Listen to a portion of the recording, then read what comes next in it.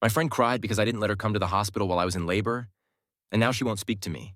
I'm part of a friend group of 8 women, and I recently gave birth. I'm super close with them. They're basically my family, especially since I don't have relatives left.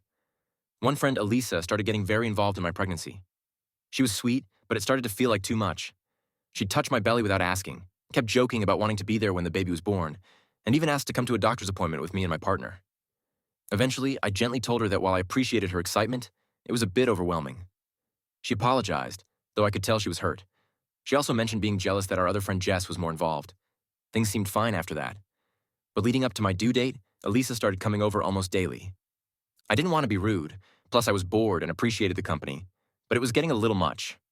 Then the day came. I went into labor. I texted Elisa saying she didn't need to come over, messaged Jess privately, and sent a group text to keep everyone posted. Elisa showed up anyway. She said she hadn't seen my message and asked if she could stay for a bit because it was a long drive home.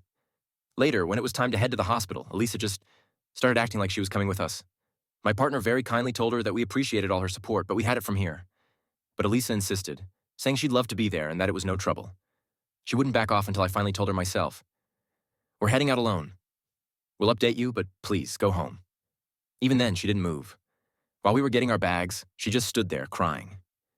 When I got into the car, she came to my window, sobbing, asking why she couldn't come if Jess had been more involved, saying it was really important to her. At that point, I was in pain, stressed, and overwhelmed. I snapped. I yelled at her to stop making it about her, to go home, and I definitely said some things I regret. We drove off.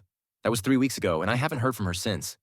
She hasn't met the baby, hasn't replied in our group chat, and our mutual friends say she's incredibly upset and may not forgive me.